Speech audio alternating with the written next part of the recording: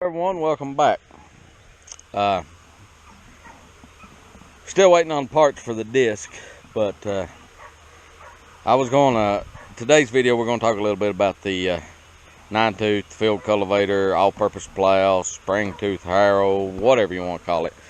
I've even heard it referred to as a chisel plow. But I get questions occasionally about this particular setup here.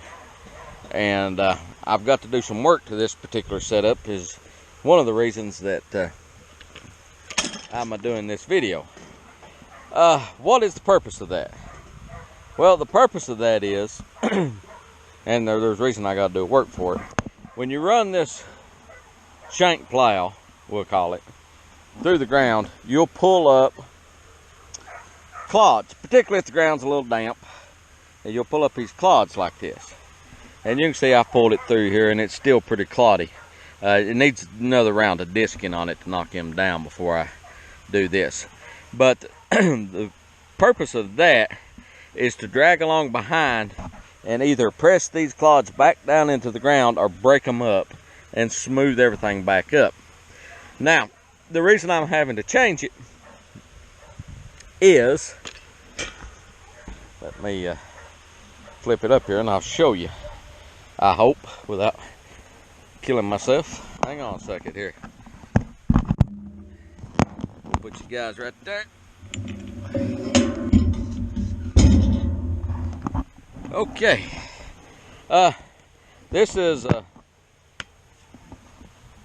yellow locust, or black locust. And it's very rot resistant wood, but you can see it's decayed.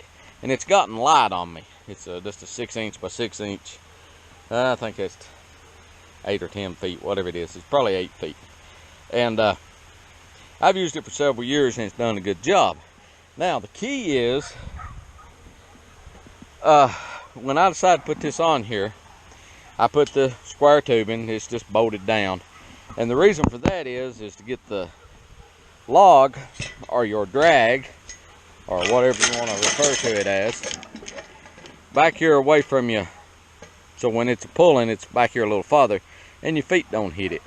The key to this is getting something heavy enough to smooth the ground, but not so heavy that it pulls the, it dozes or scrapes or plows the ground itself.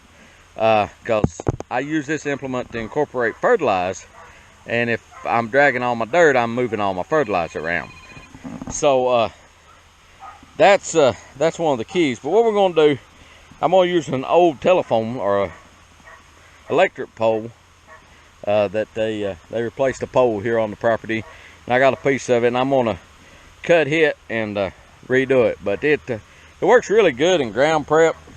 It is probably my favorite tool for that purpose because it'll loosen the ground up, and with the log behind it, if I've got it disked down and got most of these clods knocked down to a manageable size, it will,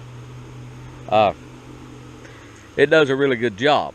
So that's why we like that, and that's why we done that and why we modified it. Now, I've seen people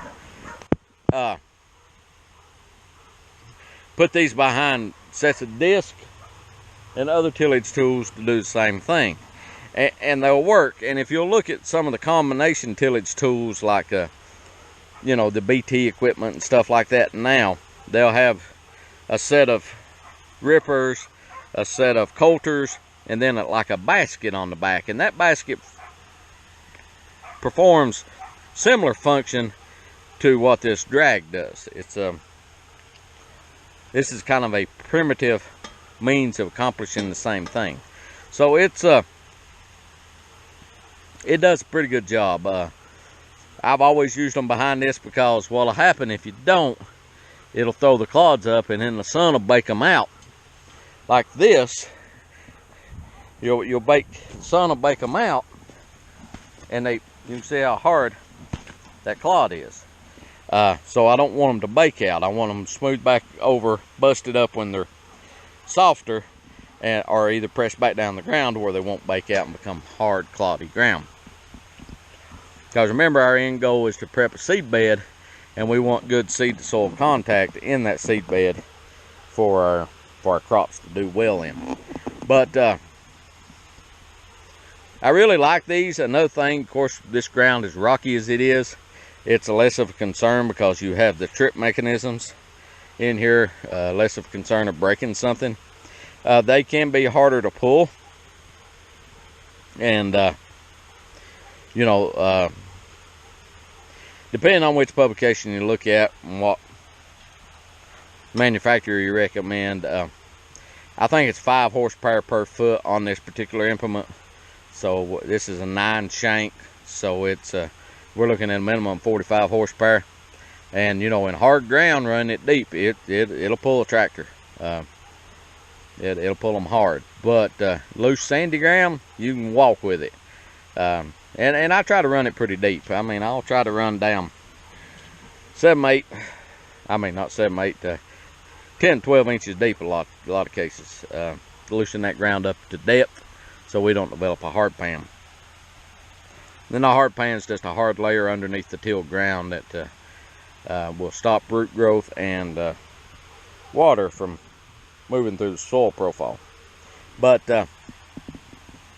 you can see I got it hooked to the John Deere 5205, which is 55 horsepower tractor, and it'll pull it. Of course, I'm pulling it in 3rd gear, so you know it's and this ground's pretty hard. But that's a little explanation about the like I said, the field cultivator. People call them different things. And I've had a couple people ask me about the log, the drag behind it, what its purpose was for, everything. So I hope that clears that up. Basically, I'm modifying the tillage tool to suit my needs. You know, if clods, if you have very low clay content in your soil and it's sandy or whatever, you may not need that. But I found that it smooths the ground up real good, particularly in front of the corn planter. It makes the corn planter run a lot better and do a better job. So that's why we do that. That's why I done that. And like I said, we gotta get that and changed out. It's gotten light on me. It's not heavy enough to perform the job that I want it to do. So if you like what we're doing, please subscribe, hit that notification bell so you'll know when we put up a video. See a video you like, give it a thumbs up. If you have a question or a comment, please do so. Thanks for watching. Until next time, take care of yourself. Bye.